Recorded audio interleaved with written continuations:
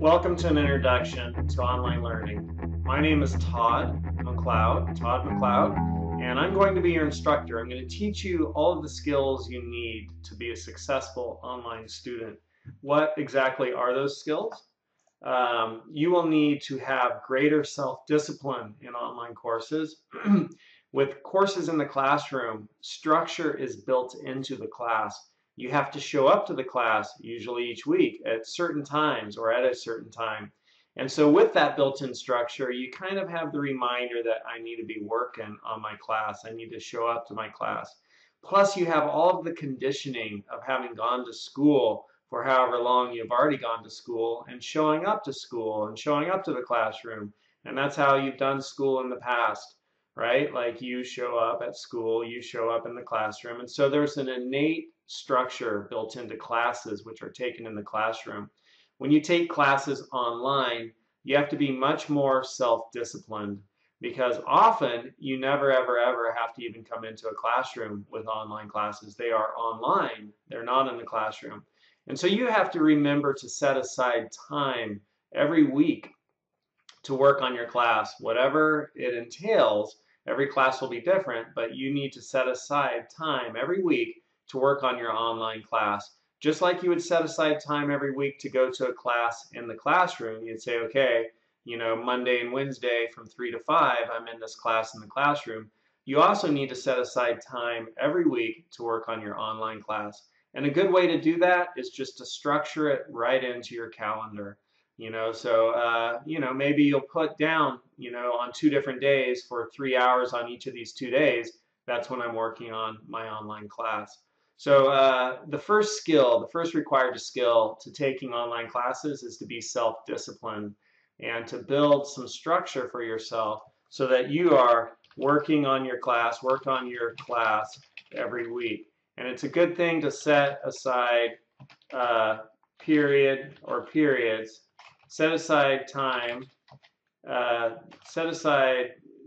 structured time each week to work on your class.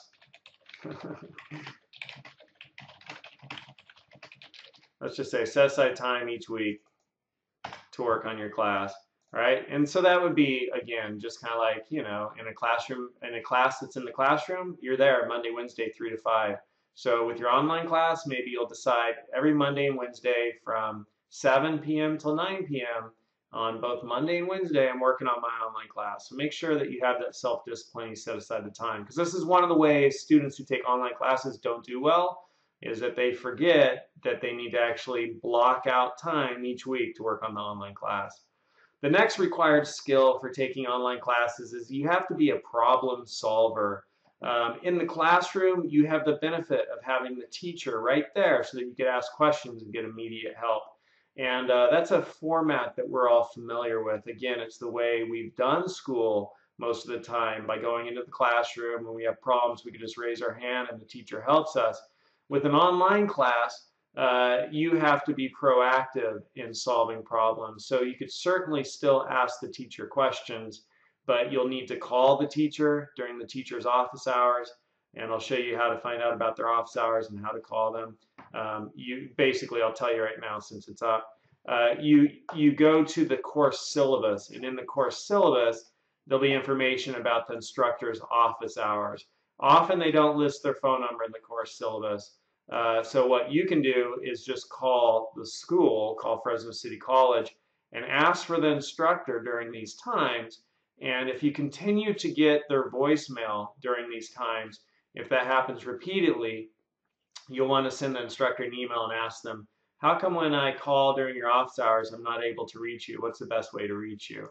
So you'll need to be a problem solver when taking online classes, and you have to be more proactive about asking your questions and getting help.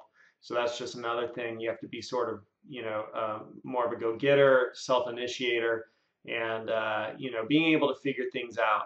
Because every online class is going to be different. So you also have to be a problem solver in the sense of like when you come into the online class, it's like, okay, what do I need to do in this class? How do I get my grade in this class? What's the teacher expect from me? And every online class will be different, and a lot of instructors, like one of my areas of expertise is online teaching, And I look at the way that a lot of instructors build and structure their online classes, and I'm just like, man, this is crazy. It's totally confusing. And this is what I do for a living. So when I look at the way other teachers have built their online classes, right, it's like, it takes me a while to figure out what the hell do they want from the students, right? Like, what am I supposed to do this week? And so you have to be a problem solver. You have to go in and you got to figure out just what in the heck this teacher is expecting from you, and when are they expecting it from you. So being a problem solver is another required skill for being a successful online student. And then it's also important to have the correct expectations when you go into online classes. Sometimes people think, ooh, online classes, I never have to go to the classroom. Awesome, this is going to be easy.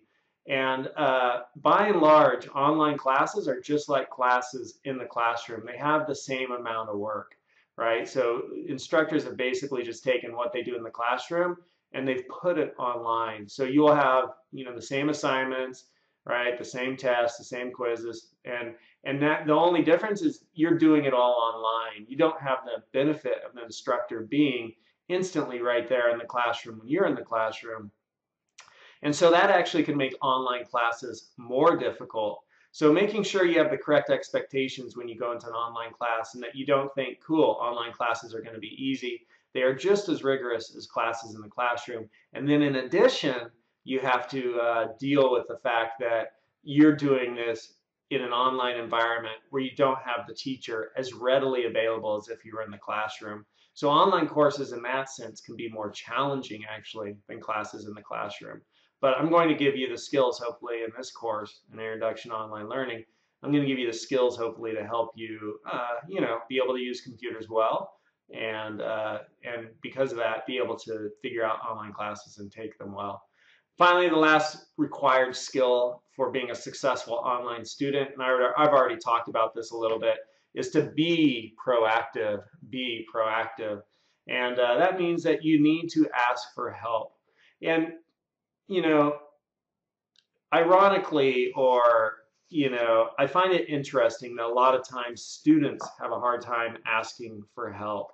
And to me, to be a student means you don't know, right? You don't know, which is why you're here to learn, right? So asking for help is the most natural thing in the world for a student to learn to do. If you already knew, you wouldn't be the student. Why would you be taking a class about something if you already knew that thing? You'd maybe be the instructor if you knew it really well, right? But since you don't know something, you're the student, and it's completely natural. You're here to learn it since you don't know it, and it's completely natural for students to ask questions. So make sure you ask questions. It's not a sign of being stupid, or it's not a sign that you need special help or that you're not getting it. It's actually just a sign that you're in the exact right spot, right? You're a student. You're here to learn something of which you don't know anything, or you don't know, right? You're starting to build your knowledge for something where you don't have complete knowledge. And so asking questions is really an important thing for you to do when you don't understand something. And that's one of the most important skills of your role as a student to being successful, is to be able to ask questions when you don't understand.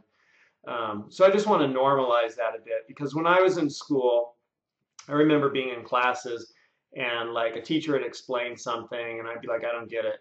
And the teacher would explain it again and I'd be like looking around and nobody else is raising their hand with questions. I'd be like, I still don't get it.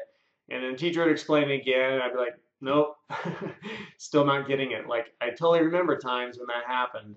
And then afterwards, the funny thing was after class, I'd have students come up to me and be like, man, I'm so glad you're asking those questions because I didn't get it either. To which I'm like, then why aren't you like saying I don't get it either, right? Like if none of us are getting it, the teacher should be explaining it more. And but people have a hard time sometimes just saying, hey man, I'm not getting it. I don't know. And that's actually a really powerful stance to occupy, just that humble place of like, I'm not sure what's going on. Can you explain it some more? I'm not getting it. So there's absolutely nothing wrong with that. That's actually a sign that everything is going great and that you're doing a better than average job of being a student. when you could ask questions and say, I still don't know, I still don't know, I still don't get it, I still don't know. So you have to be really proactive in taking online classes. And when you hit that threshold of not knowing, when you don't get it, you got to make sure that you seek out the answers, whether it's calling the instructor during office hours or going into their office during office hours, you know, and getting in-person help, because you could do that with all classes. And because all classes taught by full-time faculty will have office hours. Sometimes adjuncts don't have office hours, but you still should be able to find a way to get help. And then if it is a situation where the faculty doesn't have office hours and there's no phone number, you could email them to get in touch with them, right? And if they aren't able to answer your question via email and they don't have office hours, what you could do is you could go to like if it's a course that's being taken in the business division, right?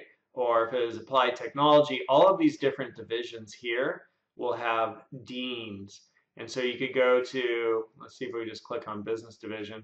And here's the dean, Dr. Richard Santos. And so you could call the business division's office and ask for Dr. Santos, Dean Santos. And you can say, hey, Dean Santos, I'm taking this course. I've emailed the instructor. He doesn't have office hours, you know, and I need more help. What can I do? Where do I find resources to help? And he'll be able to help you find resources, like maybe point you towards the tutorial center or whatever. And that's what his job is when you're not able to get the help you need with your instructor, he's here. He's like the person up above the instructor to whom you can go to ask for help.